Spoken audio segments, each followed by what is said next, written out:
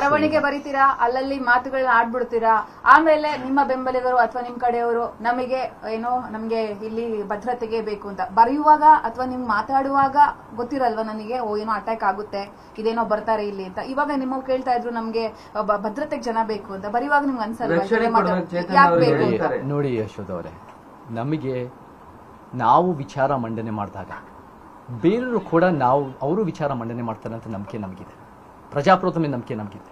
ನಾವೇನಾದ್ರು ತಪ್ಪು ಹೇಳಿದ್ರೆ ಅವ್ರು ತಿದ್ಲಿ, ನಾವು ಅದು ಕಲಿಯಕ್ಕೆ ರೆಡಿ ಇದೀವಿ. ಆದರೆ ನಾವು ಯಾವಾಗ ಪ್ರಜಾಪ್ರಭುತ್ವ ಗೌರವಿಸ್ತೀವೋ ಬೇರೆಯವರು ಅದನ್ನ ಕಾನೂನನ್ನು ಕೈ ತಗೊಂಡ್ಬಿಡು ನಮ್ಮ ಮೇಲೆ ಬಡದಾಕ್ತಾರೆ.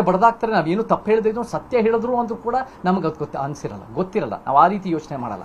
ನಾವು ಪ್ರಜಾಪ್ರಭುತ್ವ ಈಗ ಯಾಕೆ ಬಂತು ಸರ್? ಇಷ್ಟು ವರ್ಷ ಸುಮ್ಮನಿದ್ರಿ, ಈ ಬರ್ತಡೇ ದಿನ ಟ್ವೀಟ್ ಮಾಡ್ಬಿಟ್ಟು ಈಗ ನೀವೊಂಥರ ಬೆಂಕಿ ಇಡ್ತಾ ಇದ್ದೀರಾ. ನೀವೇನ? ನಾನ್ ಬೆಂಕಿ ಇಡೋದು ನನ್ನ ಉದ್ದೇಶ ಅಲ್ಲ. ಸರ್ಕಾರ ನಾವು ಯಾವ ಕುಟುಂಬದ ವಿರುದ್ಧ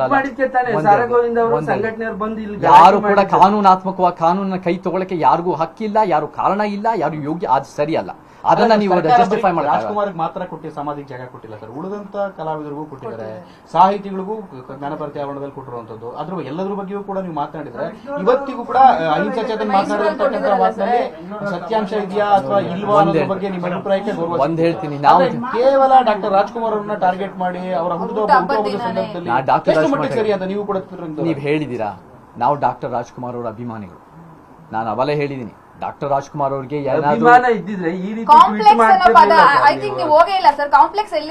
ಡಾಕ್ಟರ್ ರಾಜ್ಕುಮಾರ್ ಕಾಂಪ್ಲೆಕ್ಸ್ ಅಂದ್ರೆ ಅದು ವ್ಯಾಪಾರದ ರೀತಿ ಅಲ್ಲ, ಅದು ಒಂದು ರೀತಿ, ಅದು ಒಂದು ಇದನ್ನ ಕಟ್ಟಿ ಸಮಾಧಿ ರೀತಿಯಲ್ಲಿ ಕಟ್ಟಿದ್ದಾರೆ ಅಂತ ಅರ್ಥ. ಅದು ಒಂದ್ ಹೇಳ್ತೀನಿ. ನಾನು ಮತ್ತೆ ಹೇಳ್ತೀನಿ, ಡಾಕ್ಟರ್ ರಾಜ್ಕುಮಾರ್ ಎಂಥ ದೊಡ್ಡತನ ಇರೋ ವ್ಯಕ್ತಿ ಅಂದ್ರೆ ಅವ್ರು ಬದುಕಿದ್ದಾಗ ಅವ್ರಿಗೆ ಸಮಾಧಿ ಕೊಡ್ತೀವಿ ಸಿಟಿ ಸೆಂಟರ್ನಲ್ಲಿ ಅಂದ್ರೆ ನನಗೆ ಬೇಡವೇ ಬೇಡ ಅಂತ ಹೇಳೋರು. ಅವರ ವಿಚಾರನ ಅನುಸರಿಸಬೇಕು, ಅವರ ಸರಳತೆ ಅನುಸರಿಸಬೇಕು, ಅವ್ರು ಕಂಡಿರೋ ಕನಸಿನ ಚಿತ್ರರಂಗನ ಮುಂದುವರಿಸಬೇಕು. ನಾನು ಇದನ್ನ ದೊಡ್ಡದು ಮಾಡಬೇಕು, ಇದನ್ನೆಲ್ಲೋ ಕಡೆ ಪ್ರಚಾರ ಪಡಿಬೇಕು, ಇದನ್ನ ಎಲ್ಲೋ ಸಂಘರ್ಷ ಮಾಡಬೇಕನ್ನೋ ಉದ್ದೇಶ ಅಲ್ಲ. ಬಟ್ ಅವರ ಸರ್ಕಾರದ ಯೋಜನೆಗಳಿಂದ ಯಾವ ರೀತಿ ಸಂಘರ್ಷಗಳಾಗಿದೆ, ಯಾವ ರೀತಿ ಸಮಸ್ಯೆಗಳಾಗಿದೆ, ಯಾವ ರೀತಿ ಅವ್ರ ರೀತಿನಲ್ಲಿ ಭೇದ ಭಾವನೆ ಆಗಿದೆ, ಯಾವ ರೀತಿ ಸರ್ಕಾರ ಕೂಡ ಪ್ರಸ್ತಾಪ ಮಾಡಿಲ್ಲ. ನಿಮ್ದು ಕಟ್ತಾರೆ ಸರ್, ನಾಮಕರಣ ಮಾಡ್ತಾರೆ ಸರ್ ಆ ಜಾಗದಲ್ಲಿ, ಎಂತೆಂತ ಕೆಲಸ ಅನ್ನದಾನ ಆಗುತ್ತೆ.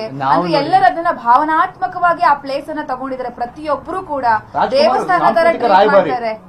ನಮಗೆ ರಾಜ್ಕುಮಾರ್ ಅವ್ರ ಮೇಲೆ ಎಷ್ಟು ಅಭಿಮಾನ ಇದೆಯೋ ನಮ್ಗೆ ಶತಮಾನದ ಕವಿ ಕುವೆಂಪು ಅವ್ರ ಮೇಲೆ ಅಷ್ಟೇ ಅಭಿಮಾನ ಇದೆ.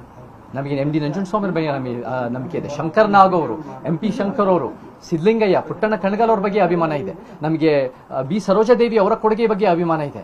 ನಮಗೆ ಅನೇಕರ ಬಗ್ಗೆ ಕೊಡುಗೆ ಇದೆ. ನಾವು ಅದನ್ನ ನಿರ್ಮಾಪಕ ಸಾರಾ ಗೋವಿಂದ್ ಮೇಲೆ ಲೀಗಲ್ ಆಗಿ ಆಕ್ಷನ್ ತಗೊಂತೀರಾ, ಕಂಪ್ಲೇಂಟ್ ಕೊಡ್ತೀರಾ, ಹಾಕಿದ್ದಾರೆ ಅಂತ ಹೇಳ್ತಾ ಇದ್ದಾರೆ. ನಾವು ಅದನ್ನ ನಮ್ಮ ಬೆಂಬಲಿಗರ ಜೊತೆ ಸೇರಿ, ನಮ್ಮ ಕಾನೂನು ಸಲಹೆಗಾರರ ಜೊತೆ ಸೇರಿ ಎಲ್ಲ ವಿಚಾರ ಮಾಡಿ ನಾವು ಕಾನೂನು ಬದ್ಧವಾಗಿ ಮುಂದಿನ ಹೆಜ್ಜೆಗಳು ತಗೊಂತೀವಿ ಅಂತ ಹೇಳಕ್ಕೆ ಇಷ್ಟ. ಧನ್ಯವಾದ. ನಿರ್ಭೀತ, ನಿಷ್ಪಕ್ಷಪಾತ, ವಿಶ್ವಾಸಾರ್ಹ ಸುದ್ದಿಗಳಿಗೆ ಮತ್ತೊಂದು ಹೆಸರಾಗಿರುವಂತ News18 ಕನ್ನಡ ಈಗ ಆಪ್ನಲ್ಲೂ ಲಭ್ಯವಿದೆ. ದಯವಿಟ್ಟು ಇಲ್ಲಿರುವ QR ಕೋಡ್ ಅನ್ನ ಸ್ಕ್ಯಾನ್ ಮಾಡಿಕೊಂಡು ಆಪ್ ಅನ್ನ ಡೌನ್ಲೋಡ್ ಮಾಡೋದಕ್ಕೆ ಮರಿಬೇಡಿ. ನಿಮ್ಮ ಬೆಂಬಲ ಹೀಗೆ ಸದಾ ನಮ್ಮೊಂದಿಗಿರಲಿ. ಧನ್ಯವಾದ.